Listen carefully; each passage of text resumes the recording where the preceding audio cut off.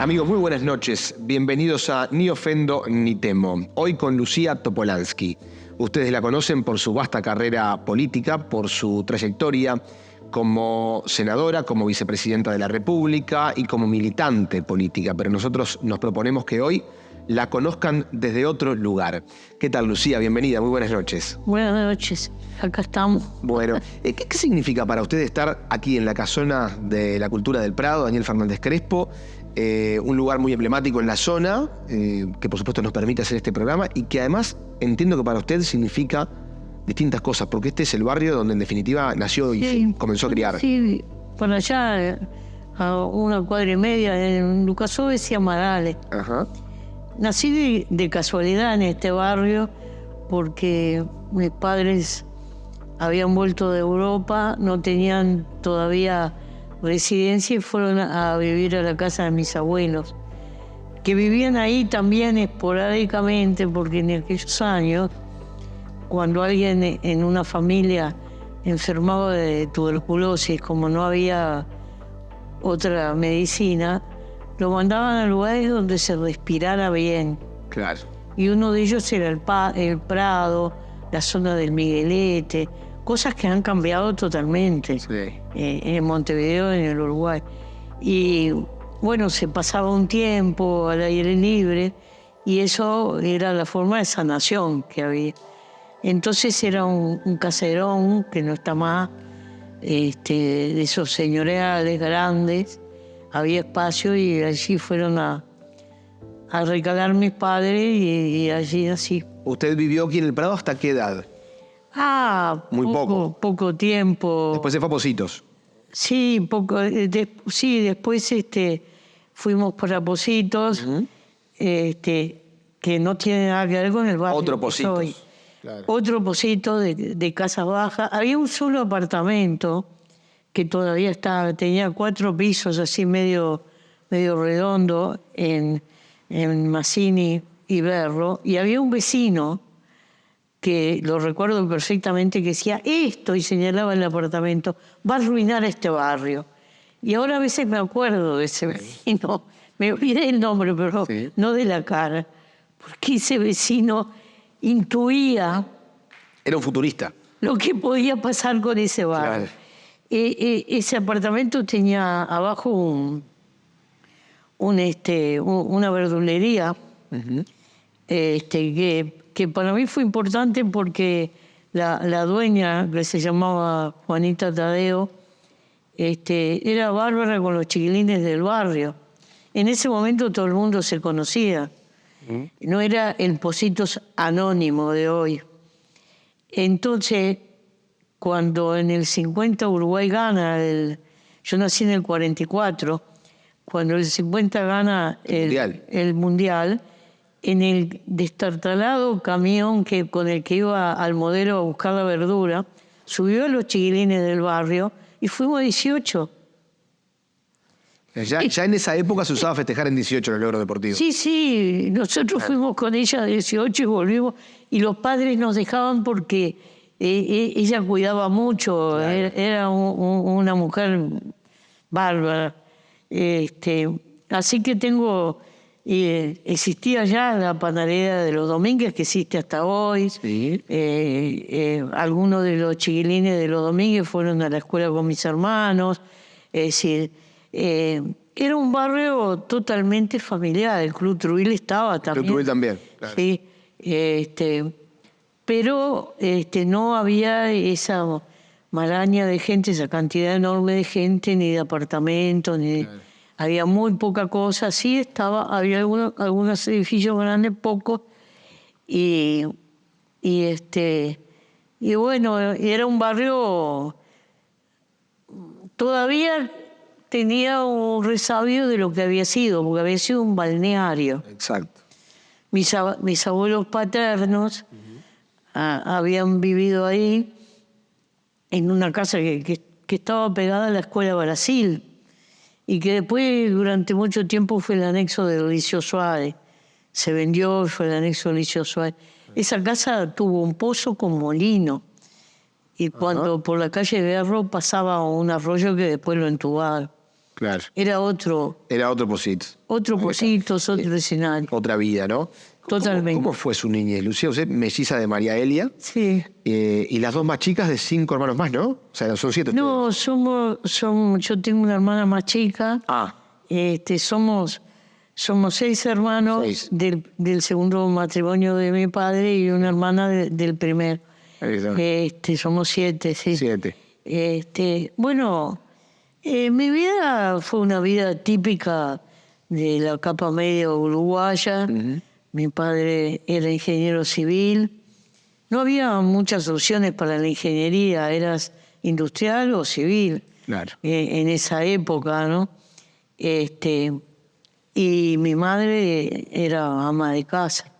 Esa era la realidad de mi familia. Mi padre era hijo de migrantes, de una migración tardía, de las últimas del siglo XIX. Mis abuelos, aunque mi apellido es de origen polaco, venían de otras migraciones de dentro de Europa, porque también se migraba entre los países europeos y las fronteras en Europa cambiaban. Entonces mi abuelo, que fue el que migró, vino a nacer en lo que en aquel entonces era el Imperio Austrohúngaro. Sí. Él nació en Budapest, pero no se sentía húngaro, se sentía ciudadano del Imperio Austrohúngaro y por tanto hablaba alemán, no hablaba húngaro. Budapest son 2 ciudades, Buda y Pest. Sí. Bueno, él nació en Pest, porque son 2 ciudades unidas por un puente. Y yo tengo guardado hasta el día de hoy un documento que es una cosa sumamente curiosa, pero importantísima. A ver. Que la daban en esa época, junto con la partida de nacimiento, daban un documento de la referencia de la partera que había atendido ese parto, que se llamaba Anna Pöschler. Ajá. Era la mujer más importante. Claro, la que daba vida. Claro, en un momento en que morían muchos chiquilines en el nacimiento, no había determinadas cuestiones asépticas que hay hoy, ni prenatal, ni nada de todo ese mundo. Entonces, ese documento se guardaba, porque esa señora tenía que ver con la vida. Y yo lo tengo hasta el día de hoy. Ajá. Y yo creo que las parteras lo deberían reivindicar. Porque es algo lindo. Por supuesto, claro. Bueno, él, como ciudadano del Imperio Austrohúngaro, estudió en Viena, en el Politécnico de Viena, algo así como podría ser una UTEC, para ponerle un nombre moderno. Estudió todo lo que era lo de las capas freáticas, determinar dónde estaban, la perforación de pozos y la instalación de molinos para extraer agua. Eso fue lo que estudió. Claro. Bueno, y entró a trabajar en una compañía alemana que se llamaba la Casa Barth, y con esa casa empezó a viajar por el mundo. Fueron a instalar molinos en China, ¿no? Para decirle uno de los lugares lejanos. Y en un momento dado recalan en el Río de la Plata. Ajá. Y donde primero estuvo fue en Argentina, en la zona de Lomas de Zamora, donde todavía puede ubicar, aunque esa zona ahora es totalmente urbana, ¿no? Pero en esa época era zona de chacras, de quintas, se plantaba hortaliza. Todavía hay viejos molinos que tienen la marquita de la Casa Barth. Qué bien. O sea que, digamos... Pero él se quedó en el Río de la Plata como representante, porque él no fue una migración producto de las guerras, ni de persecuciones, ni de cuestiones económicas. Él se quedó vino por trabajo. Como representante de la empresa, pero no le gustaba vivir en Buenos Aires. Una ciudad, además, le gustó más Montevideo. Y se quedó acá. Entonces representaba a la empresa para el Río de la Plata y vivía en Montevideo. O sea que podríamos decirse que el nacimiento de ustedes acá es casualidad. como de todos nosotros, la mayoría de los que estamos. Y entonces él se afincó y él amaba a Oro. Yo no lo llegué a conocer. Ajá. Estos son cuentos de mi hermana mayor y de mi padre. Yo conocí sí a mi abuela, que lo sobrevivió muchos años. Entonces, yo tendría que haber traído esa foto, pero porque tengo una foto maravillosa de mi abuelo. Era aficionado a la foto también. Él compró una quintita ahí por lo que hoy es Cabaña Naya. Ajá. Cerca de donde vivo yo ahora. ¿Y qué hizo? Hizo una casita, una cabañita. Agarró 4 eucaliptus, no los cortó, los dejó prendidos en el suelo, eucaliptus viejos, los ató así arriba y quinchó eso y después abajo barro y puso unos hechos de madera, unos pisos así, una escalera de caracol y tenía un dormitorio, otro dormitorio, abajo tenía un estar y por supuesto el baño aparte como se usaba en aquel momento, claro. Una casa hecha con 4 eucaliptos vivos. Y tengo una foto, que la sacó él. Claro. Entonces ahí, porque le gustaba, él plantaba tomate, hacía salsa. Y seguía trabajando en la instalación de molinos y eso. Y trabajaba también en algunas cosas de la construcción. Porque esa casa que yo le hablo, que después ellos fueron a vivir ahí al lado de la Escuela de Brasil, la construyó él, compraron un terreno. Sí. Vio que la Avenida Brasil hace así y hace una curva. Sí. No sé si es verdad lo que le voy a comentar, pero en mi casa siempre se quejaron que esa curva era porque el presidente Williman tenía una casa que todavía está ahí en 26 de marzo, Avenida Brasil. Sí. Hicieron torcer la avenida porque le convenía a Williman. Bueno, un cuento puede ser verdad. Donde nace Soca, ahí. O puede ser leyenda, no lo sé. Lo cierto es que sí, lo escuché varias veces de chico. Construyeron esa casa. Después él le construyó 2 casas más allí en Positos, que ahora ya no están, detrás de la Escuela de Brasil, para que tuviera unas rentas mi abuela, porque él estaba preocupado de que mi abuela había trabajado como ama de casa 1000 años y no tenía jubilación ni nada. Claro. Porque hasta el día de hoy el trabajo doméstico... No, claro, no es remunerado como debe. Y construyó otra casita, que esa sí está todavía en 26 de marzo, que fue donde después vivió cuando estuvo viuda mi abuela. Porque era un hombre previsor, pero una madrugada salía ahí de Cabaña Naya para una obra y lo fueron a robar, le clavaron un cuchillo en la espalda y él se salvó de la cuchillada, pero no de la infección, porque no existía la penicilina y esas cosas todavía, así que murió de una septicemia. Ajá. Esa fue la vida de mi abuelo y dejó... ¿Por qué yo le cuento esto? Porque en mi casa, mi padre y mi hermana mayor, que eran los que lo conocían, siempre tenían referencias a mi abuelo. Y yo lo viví como alguien que era la alegría de la casa. Claro, usted no lo conoció, pero como que lo conoció por los cuentos de su hermano. Lo viví como eso. Claro.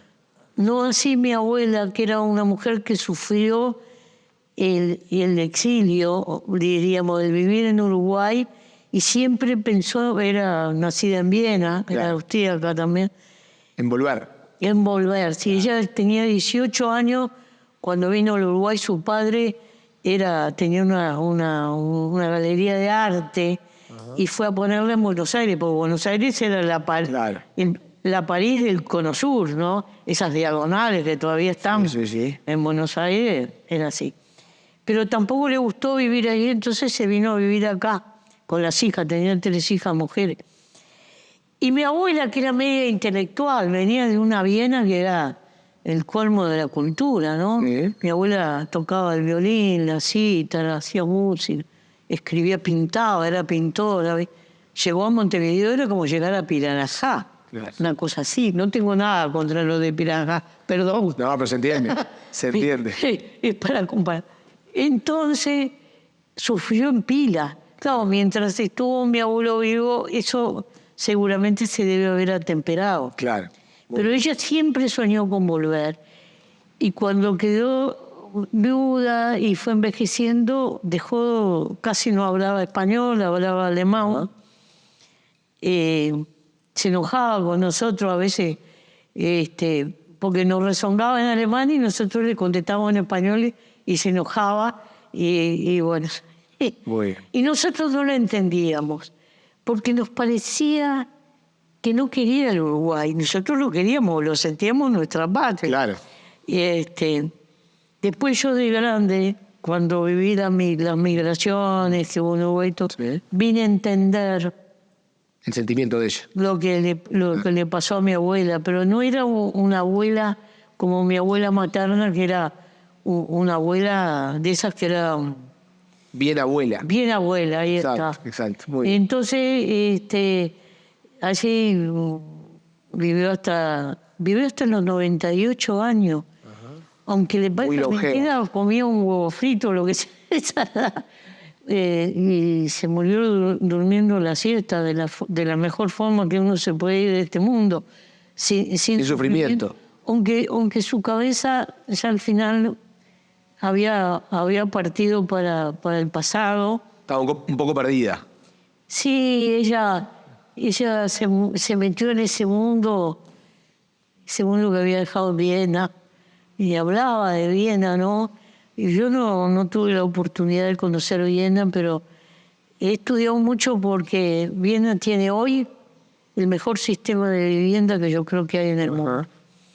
Entonces me he dedicado a estudiar una cantidad de cosas de cómo viven los vieneses y además mi apellido, no sé por qué razones, en el lugar donde hay más gente con este apellido es en Viena. Ajá, mire usted, qué curioso. Lucía, le propongo hacer una pausa y seguimos conversando. Vamos a meternos en su vida como adolescente, como militante y como política. Estamos en Ni ofendo ni temo con Lucía Topolansky. La garantía de alquiler de Porto Seguros es rapidazo, porque los trámites se hacen en un instante. Además es facilazo, porque es simple y sin complicaciones. La garantía de alquiler de Porto Seguros es un golazo y tranquilazo, porque todos quedan conformes, el inquilino y el propietario. Garantía de alquiler de Porto Seguros, la primera garantía que pensó en vos.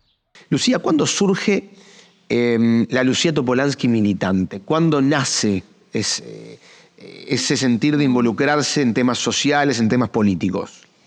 Yo tuve un tío, un hermano de mi madre, de los hermanos menores, que esa maravilla de tener un tío soltero que te enojas cuando se casa. Ajá. No, porque lo perdés. Claro. El tío soltero te lleva a pasear, te lleva a jugar, te lleva a todo. Él administraba unos campos que tenía mi abuela materna y tenía una enorme biblioteca. Él era amigo de Carlos Quijano. Cuando venía a Montevideo andaba en los clubes de lectura. Tenía una cantidad de amigos importante de la cultura nacional. Sí. Tenerse Sunanián, del escultor. Sí. Y él nos introdujo en la lectura, porque íbamos a la biblioteca con un farolito, y nosotros pasábamos las vacaciones ahí, y nos prestaba libros, y a veces pasaba así, pasaba por los estantes y dice, no, cuando sean más grandes, porque sabía que lo íbamos a afanar, claro. Lo íbamos a leer. Claro. Y nos hizo leer todo lo que quiso. Sí. Bueno, lo cierto es que allí leímos mucho. Ya estábamos en quinto, sexto de escuela, primero liceo, mucho en un tiempo que es muy fermental para uno. Y él estaba cerca del pueblo, si bien era en Florida, el pueblo más cercano era Sarandí, y la única ejemplar de marcha que llegaba era ahí, y leíamos alguna cosa de marcha. Y nos empezamos a interiorizar. Yo me acuerdo muy bien del juicio a Cary Chessman, que era uno que mandaron a la silla eléctrica de Estados Unidos, de los esposos Rosenberg, que los acusaban eran unos judíos que los acusaban de haber espiado la bomba atómica para la Unión Soviética. Y también los mandaron. Y hubo un movimiento del mundo tratando de que le dieran prisión perpetua y no los mataran. Todas esas cosas conmovían, ¿no? Y estando en segundo de liceo empecé a ir a trabajar de voluntaria con un asistente social en los asentamientos que ya existían. Claro. ¿No? Hoy oigo hablar banalmente de ese tema y bueno, me crispo porque la gente habla a veces porque tiene boca nada más. Pero ¿por qué lo dice puntualmente? Porque no hay soluciones simples, ni fáciles, ni lineales. Hay que ir y vivir la realidad y meterse en la realidad para entenderla. Para conocerla. Para conocerla. Yo empecé a trabajar allí en ese momento. ¿Usted iba al Liceo Santo Domingo? No, iba a una sucursal de las Hermanas Dominicas que tenían en Punta Carreta, que ahora es un colegio de los maristas, porque vendieron esa sucursal, se quedó sin alumnos. Se llamaba Sagrequer el colegio, pero no era el Sagrequer que la gente conoce, sino de las Hermanas Dominicas. Ahí está. Era a una cuadra de la iglesia de Punta Carretas y de la cárcel. Claro. Ahí era. Otro Punta Carretas también. También lo mismo. Ahí tuve una de las profesoras que me marcó mi vida, que fue Alcira Ranieri, la mujer de Miguel Devoto. Una de las mejores profesoras de mi vida, y siempre digo, es una mujer que se ha olvidado en Uruguay, una de las mejores historiadoras, porque se lo recuerda a Pebel y está muy bien, Sí. pero Alcira Ranieri era una mujer de alta calidad. Siempre la reivindico. Si me gusta la historia es por ella. Bien. En ese momento. Y ahí ustedes se involucran en temas sociales. Claro, y en el conocimiento de la historia y todo eso. En el año 59 hay inundaciones en Uruguay. ¿No? Ahí empezó la yeta de los blancos, como digo. Inundaciones, nos inundamos hasta acá. Y en ese año fue el año de la Revolución Cubana, que fue algo que pegó en la juventud y el continente. Yo recuerdo la transmisión de Radio Carve de la toma de La Habana, una edición que hizo Mancha del discurso de la defensa jurídica de Fidel Castro cuando fue a juicio. La historia me absolverá. Y vino Fidel Castro al Uruguay y dio un discurso ahí en la plaza del municipio. Fuimos los chiquilines, fuimos muchos estudiantes, sí, a mirar. A ver, después se instaló una comisión de apoyo a la Revolución Cubana y también empezó a ver, porque ya la crisis, terminada la guerra de Corea, la crisis económica en Uruguay se había instalado el control de precios y salarios, había mucho conflicto social, sindical, y todas esas cosas las empezamos a ver. Y yo termino el liceo y entro al IABA, que era el lugar donde se hacía preparatorio, casi todos caíamos ahí. El mismo edificio de hoy, pero estaba muy deteriorado de esa época, pero tuve la mejor plantilla de docentes. También le agradezco al Uruguay eso, porque yo tuve a Carlos Realdazúa, tuve a Emir Rodríguez Monegal, a Traversoni. Tuve unos docentes que... De primera línea. Sí, que les volaba la bata y que eran fantásticos. Entonces, había gremialismo. Sí. Ahí conocí, era mayor que yo, lo conocí a Martín Ponce de León, que en esa época no era pelado, tenía pelo y hasta jopo, diría. Claro. Y viví una cosa muy importante, porque en esos años fue una conferencia que hubo en Punta del Este, a la que vino por el gobierno cubano, vino el Che Guevara, que lo recibió Aedo, porque Aedo era presidente del Consejo de Gobierno, que era rotativa la presidencia. Exacto. Lo recibió en la azotea, hay fotos de todo esto, ¿no? Sí, sí. Y después él vino en auto hasta Montevideo y dio una conferencia en el Paraninfo. Y yo fui la que tuve suerte de poder entrar. El Paraninfo desbordado, Claro. absoluto. El presentador del Che en esa conferencia fue Salvador Allende. En ese momento, yo como muy joven, no me di la importancia de esos dos personajes que estaban Claro. ahí, Claro. parados en el escenario del Paraninfo. Después con los años me di cuenta de lo que... Sí, de la importancia que tuvieron en el continente en su conjunto, ¿no? Sí, Más y en allá de la la historia salida real de su país. fue cuando matan a Arbelio Ramírez. Y ahí también se me vino la realidad. Claro. Y empezaron las luchas del boleto y demás. Después yo ingreso en la Facultad de Arquitectura, Sí. que era una pequeña facultad, nos llegábamos a 400, en el mismo lugar que está instalada hoy. Y bueno, y allí también conozco un plantel docente Importante. que también le agradezco al país haberlo tenido.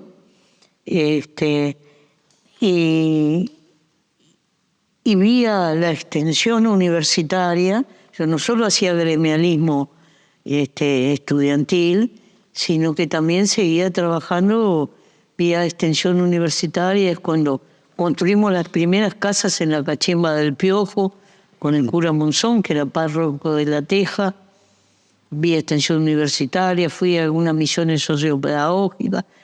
Es decir, Y ahí se fue involucrando. en la realidad, me Claro. di cuenta que había varios Uruguay.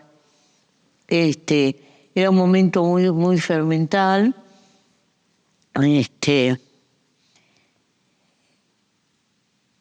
Cuando voto por primera vez, había justo reforma constitucional. ¿Ves que tenemos los uruguayos la manera de complicarnos gobiernos con reforma Sí, sí, sí. constitucional? Bueno, fue ahí cuando se aprueba la naranja, que es la que nos rige hasta el día de hoy, que había sido redactada por Jorge Valle y otros juristas. Después había otro texto que lo llevaba adelante Echegoyen, que tenía una papeleta gris, y otro texto propuesto por el Fidel, que era la papeleta amarilla. Yo no voté ninguna, porque entendí que para poder comprender en su dimensión el texto constitucional y cambiarlo, yo precisaba, era la primera vez que votaba, precisaba Más elementos. muchísimos más elementos. Además, a mí siempre me cayó bien, y hasta el día de hoy lo pienso, el colegiado. ¿Y por qué? Porque yo creo que Valle y Ordóñez fue un visionario que capaz que se ubicó en el siglo XXII, ni siquiera en el XXI. Claro. Porque el siglo XXI es el de los equipos y va a terminar con los equipos más fuertes. Nadie puede ser dueño de todo el conocimiento.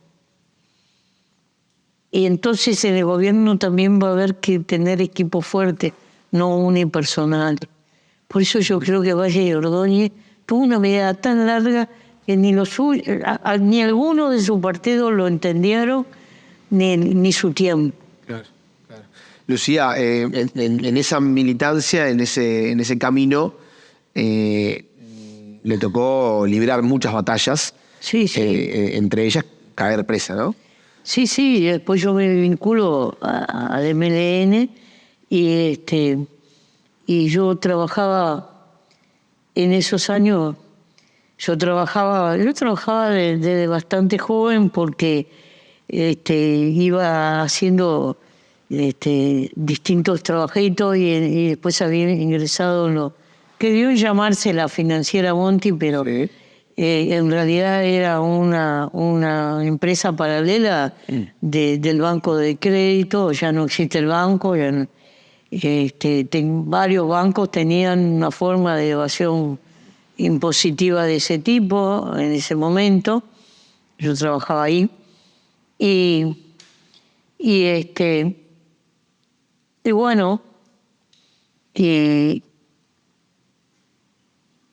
yo cuando ingresé a trabajar ahí a raíz de una vinculación familiar, pues la carrera de arquitectura, no sé en costos como es ahora, pero en esa época era muy cara. Muy caro. Comprar una caja de lapiceras de Rapidograph, de lo que fuera, era carísimo. Los papeles donde hacíamos los proyectos, planes, claro. papel Wallman, todo eso, todo tenía un costo. Y yo precisaba trabajar, además me quería independizar de muchas cosas. Claro. Siempre yo fui media anarquista de independizarme, así como nunca me planteé casarme en lo de Susanita, nunca me lo planteé en mi vida. Me casé de vieja porque se le antojó a Pepe, pero Claro. por una formalidad de papeles. Exacto. Pero siempre tuve claro que tenía que hacer lo que se me antojara en la vida. Sí. Chocaba, por la edad que tengo 80 años, chocaba con la peripecia de mi generación, Seguro. de las Con la compañeras con- con las que había hecho en la escuela, el liceo, chocaba totalmente. Con la idiosincrasia, con Claro. todo. Pero no me importaba. Sí. Entonces, cuando yo ingreso ahí, yo no sabía nada de bancos. Yo era un auxiliar que llevaba adelante un libro diario, un libro mayor, pero me di cuenta de que eso era una estafa. Claro. Y digo, ¿yo qué hago acá? Yo puedo irme a la mierda y que esto siga, O, denunciarlo, pero ¿cómo lo denuncio? Porque si yo voy a un juez me va a decir, tráeme las pruebas. claro. ¿Y cómo hago yo para traerle las pruebas? No había prensa de investigación y de denuncia. Estaba BP Color, algún diario, pero era muy poca cosa. Ahí bueno, era un gremio muy débil todavía, como para hacer una denuncia. Entonces decidí empezar a juntar información para ver cómo podía yo denunciar eso. Claro. Porque yo me había envenenado con el asunto de la denuncia. Ahí en ese tiempo que yo me vinculo al MLN, hablando con los compañeros, decidimos hacer esa denuncia. Y hay un libro sobre los partidos políticos, escrito en 1971, que yo recomiendo su lectura, Partidos Políticos y algo más, dice el título, que es de Carlos Reldazúa, que analiza el surgimiento del MLN y las peculiaridades de ese movimiento armado, que él dice, no es una guerrilla, son políticos con armas, Sí. lo define distinto, porque hay mucho esquema, mucho mito, mucho querer meter en casillero a la gente y bueno, se equivocan y después no entienden lo que pasa. Entonces dice, es la única organización armada del mundo que yo conozco que hizo denuncias del ámbito financiero, la financiera Monti y las libras de Mailos. Es el corazón de la estafa. Bueno, a mí no me lo perdonaron, porque pasado mi tiempo de clandestinidad, mi tiempo de cárcel, viene la amnistía, yo salgo en libertad. Un día voy olímpicamente a poner plata para un colectivo, todavía estaba abierto el banco de crédito, Sí. un colectivo de una muchacha conocida que se casaba, era en el banco de crédito, voy a poner plata en la cuenta, ¿no? Y el cajero me dice, espera un minuto, y después me dice, usted no puede poner plata porque usted no es bienvenida en este banco. Mira todo lo que había pasado. Entonces yo me morí de la risa. Claro. Primero, porque le estaba poniendo plata. Sí. Segundo, porque fue hasta de Gallup, dijo que era una acción que no había nadie que podía oponerse a una denuncia de ese tipo. El método no le habrá gustado a alguno, pero cayó un ministro, por esa acción, Phil Davis. Y bueno, muchas gracias, le digo, y me fui, ya estaba contenta, me fui. Pero es bravo meterse con la finanza. Por eso a mí me habían dado en su momento una pena ridículamente alta en la que nunca creí y no tuve que cumplir porque vino la amnistía. Después le voy a preguntar, después de la pausa. Pero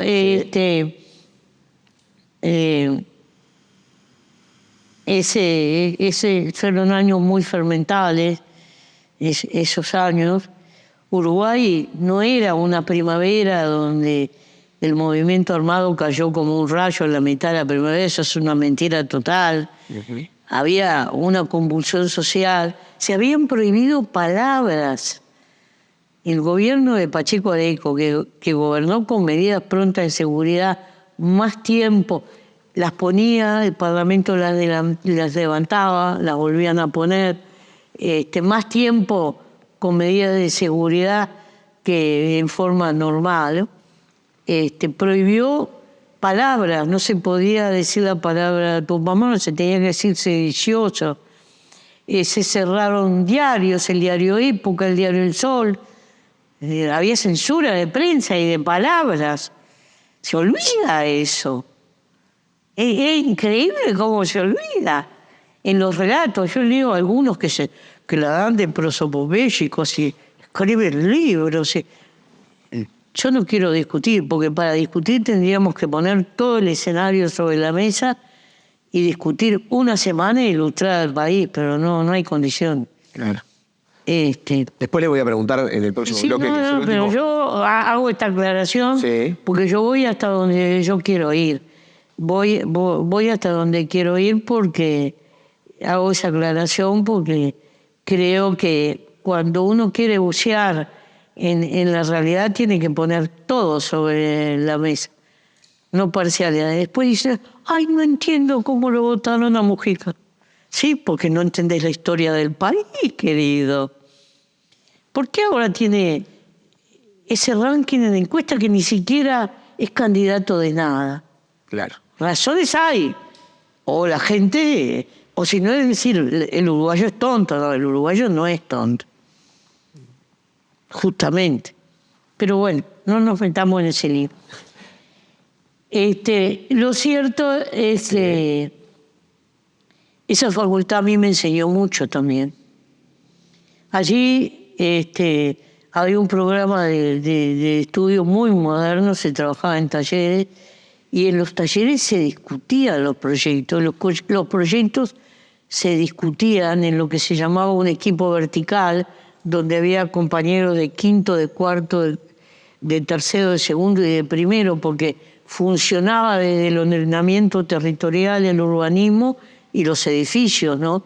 Las cosas más simples las hacían los de primero, pero todo tenía que funcionar como un edificio.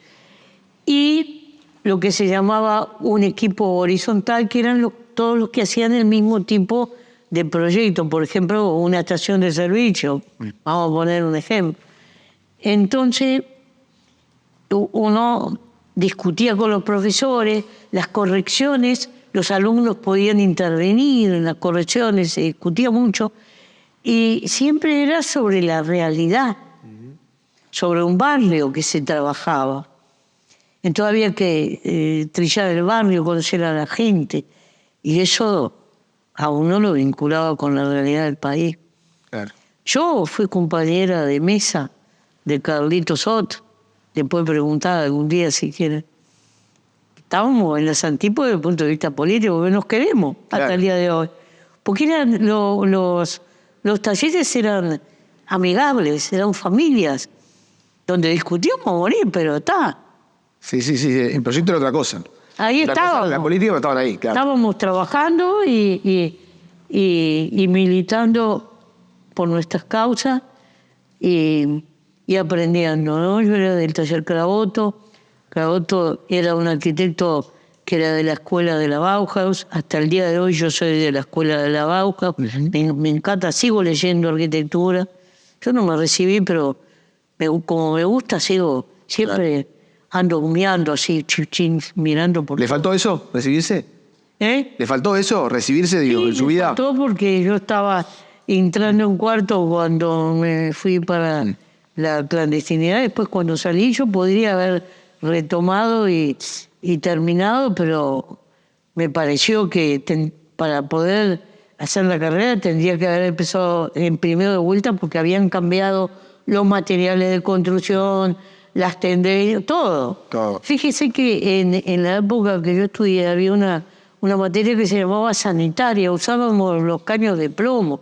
Ahora, con el PVC y la fusión y todo eso, un niño de 12 años te arma una sanitaria. Claro. O sea, mal. Entonces no. Y no podés, porque vos estabas más adelantado, terminar teniendo un título para colgar el cuadrito a la vieja. Yo no soy la fanática de los títulos. Yo creo que el conocimiento es una cosa mucho más rica que el papelito. Pero bueno, ahí también he tenido algunos líos por decir. Sí, es verdad. Pero no me importa porque yo creo, por ejemplo, Ando Tadao, que es un japonés Sí. y es carpintero de profesión, la Universidad de Japón le dio el título de arquitecto porque empezó a hacer arquitectura y urbanismo y reconstruir de la erosión la costa japonesa, y hoy es uno de los mejores arquitectos japoneses. A nadie se le ocurre pedirle el papelito. A ver si eso no es. No lo es. Claro. Se lo reconocieron el mérito. Claro. El emérito, porque puede haber tipos geniales. Sí, No digo sí. que yo hubiera sido una mujer genial, ni por la tapa me creo nada de eso. Simplemente una carrera que me gustaba y me sigue gustando porque, ¿qué pasa? El arquitecto tiene que crearle al ser humano el mejor hábitat para vivir, para estudiar, para trabajar, para divertirse, para circular en una ciudad. Tiene una responsabilidad de la puta madre. Claro. Capaz que no tan grande como el médico, pero es verdad que tiene esa responsabilidad. Tengo que hacer una pausita. Después le voy a preguntar alguna cosita más en el bloque final de Ni ofendo ni temo con Lucía Topolansky. Este alto en Ni ofendo ni temo es para contarte que trabajamos tranquilos, porque estamos asesorados por el estudio Don Ángelo Durán Sazón, Law Firm, abogados penalistas, www.estudiodds.com.uy. Lucía, ¿qué es la chácara para usted? Bueno, es mi lugar de vida, donde vivo, donde trabajé. Ahora hago poca cosa, solo algunas cuestiones como tener unas gallinas de las que como los mejores huevos del mundo. Y la tranquilidad y el sentir los pájaros, y fue el mejor lugar para pasar el encierro de la pandemia. Somos 4 familias que vivimos ahí. Yo qué sé, ese lugar, y hay un secoya, lo tenemos plantado, y ahí abajo, como ahí cuando no vayamos de este mundo. ¿Y cómo es su día a día? O sea, su vida en la chacra, ¿cómo es? ¿A qué se dedica? ¿Usted qué hace? Bueno, mi vida es muy cambiante. Soy de levantarme temprano porque siempre, desde chica, siempre fui a la escuela de mañana, siempre fui de madrugada. Rindo más de mañana que de noche, vamos a decir. Claro. Me gusta más la mañana para trabajar que de noche. Yo, según el momento de mi vida, he hecho cosas distintas. Hubo un tiempo que yo trabajé en la chacra, siempre estuve militando, entrando y saliendo. Y después que me jubilé, yo seguí militando y hago algunas cosas en la chacra. Y mi chacra se ha vuelto una romería de gente, al punto que tiene un nombre. La chacra se llama Puebla, le pusimos ese nombre cuando fuimos ahí, pero en realidad es es como el oráculo de Delfos, porque vienen los seres humanos más estrafalarios que existen en el planeta, llegan a mí. Aparecen a su casa. Aparecen. ¿Y usted cómo es en la convivencia? Y bueno, vienen y a veces estamos, ahora he restringido un poco por la salud de Pepe, pero Sí. a veces estamos, a veces no estamos, y hemos conocido gente de Kazajstán. Una vez vino un ganadero de Kazajstán, que se había enterado de la existencia de Pepe por internet. Claro, lo quería conocer. Bueno, un día aparece, miramos así por el camino Colorado de entrada, es un camino medio angosto, aparece un ómnibus de buquebús. Entra el ómnibus y empezaron a bajar chinos, y chinos, y chinos. Y el chofer del ómnibus Sí. pasaba, los traía de Buenos Aires en el buquebús, y ellos que querían conocerle dónde vivía Pepe. Claro. Y entonces el tipo se metió. Quedó como los dioses, López Claro. Mena y el chofer, ¿no? Todo, claro. Entonces ya que estaban ahí, los chicos no hablaban ni una palabra español, un poquito de inglés, ¿no? Querían conocerlo nomás. Y no, conocer, sacaron El fotos. lugar, Justo claro, sí, estaban claro, con por supuesto. Pepe ahí, Claro. sacaron fotos. Sí. fotos. Y después se fue. Sí, bueno, qué increíble. Pero usted, en la convivencia, ¿cómo se denomina? ¿Es fácil convivir con Lucía Topolansky? Ah, bueno, eso no me lo tiene que preguntar. ¿Cómo no? Pero uno sabe, por ejemplo, yo sé que tengo algunos detalles Bueno, que a veces me imagino que en otra parte me quiere matar. Tiene sus hábitos y su manía, vamos Sí. a decir, ¿no? Sí. A mí me gusta tomar mate temprano. Yo tomo mate sentada, tomo mate. No ando con el mate haciendo una cosita y tomo mate y sigo haciendo. No, a mí me gusta sentarme, tomar mate. Y soy de escuchar informativo en radio. Bien. Por eso que no se acaben nunca los informativos de la radio. Me gusta escucharlo en radio, Ay. ¿no? Y después, bueno, yo cocino en mi casa, Ajá. a veces preparamos conservas, porque nosotros tenemos cosas plantadas para el autoconsumo. Sí. Hacemos salsa de tomate, hacemos otra conserva de tomate que es para comer así con el puchero y eso. Envasado, ahora estaba envasando rabanitos, envaso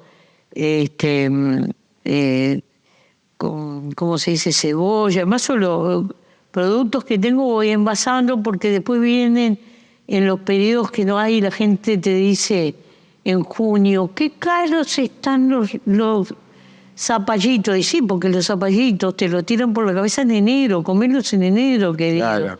No, son más morrones, y en junio los como baratos. Muy bien. ¿Entendés? Claro. Tengo una economía familiar de las que ya no existen. Claro. En mi casa son puros estantes con libros, porque a los dos nos gusta leer. Sí. Tengo un montón de discos de cassette de tango, nos gusta el tango. Ajá. Tengo también de murga. Y ahora, de lo que es la expresión musical actual, lo que nos gusta es el rap. El rap. Mire usted. Sí, porque el rap es el juglar del siglo XXI. Es la única canción de protesta, la que tiene más contenido, la que está diciendo algo. Claro. Mire, de casualidad cayó en mis manos estos días un rap que hizo alguien que está preso en las peores condiciones en el Concar. Es increíble el rap que escribió esa persona que tiene 22 años y 2 homicidios arriba, pero se ve que en algún momento recibió educación cristiana porque le habla a Dios en el rap. Es una cosa escalofriante. Yo ahora le saco una fotocopia y se lo mandé al cura del Gordo Verde. Sí. Para ver si ellos pueden hacer algo por ese muchacho, porque si el muchacho cometió ese desastre de matar a 2, pero tiene 22 años y tiene esa creencia, hay que buscar rescatarlo. Claro. Y el rap cuenta cosas de la vida. El rap no es superficial. Hay que prestarle atención. Claro. estaban los payadores que decían, bueno, los payadores están en extinción, tenemos rampa ahora. Por eso me gusta. Quiero hacerle una pregunta más, antes de que venga la última, que es la suya, la que usted me va a hacer a mí. A ver, usted fue una mujer empoderada en su vida, ¿no? Porque fue líder, después le tocó ser elegida por la población para ser senadora, fue vicepresidente de la República, es referente política. ¿Qué le quedó por hacer? ¿Qué siente que de pronto le hubiese gustado lograr que no consiguió? Si es que hay algo, capaz que usted dice, no, yo paso raya en mi vida y ya está. De lo que venga de ahora más es todo regalo. Bueno, yo lo puedo dividir en partes porque en realidad me hubiera gustado hacer algo de arquitectura. Ajá. Hacer, y la parte del hacer. Bien. Aunque he metido la cuchara tangencialmente, pero no es lo mismo. Y en política, si uno hace las cosas con el alma, con el corazón, siempre nos quedan cosas. Nunca se llega a una meta. Porque la vida siempre nos pone un desafío y el horizonte se corre. Claro. Entonces, hasta el último día me van a quedar cosas por hacer. Muy bien. Lucía, a ver, la quiero invitar a que me haga una pregunta para el final, en este formato que le hemos colocado, ni ofendo ni temo. Y bueno, a ver, pregunte, yo respondo. Le voy a hacer la siguiente pregunta. A ver. No quisiera, porque tengo este temor, que la inteligencia artificial un día, en vez de tenerlo usted sentado ahí, yo tengo un holograma y alguien que me haga preguntar, ¿cómo va a defenderse el periodista? Y por supuesto tiene un tras de cámara. Sí. Para que sobreviva la parte humana y sutil Sí. que tiene la comunicación. Y bueno, con la empatía. Con los valores y con la empatía. O sea, acá puede haber una persona, yo o cualquier colega, que le va a mirar a los ojos, le va a preguntar, va a intentar ponerse en su lugar para descubrir parte de lo que no conocemos de usted, que un holograma no lo va a poder hacer. O sea, es indudable que va a haber una frialdad. Sí, por supuesto. Tenemos que luchar por eso. Totalmente, totalmente. Gracias por acompañarme. Gracias. Que pase muy bien. Señores, ni ofendo ni temo con Lucía Topolansky. Volvemos la próxima semana. Gracias. Estamos muy agradecidos con la Casa de la Cultura del Prado, Daniel Fernández Crespo, y con todo su personal que nos permiten hacer cada capítulo de Ni ofendo ni temo con esta hermosa locación y mucha calidez. Muchas gracias.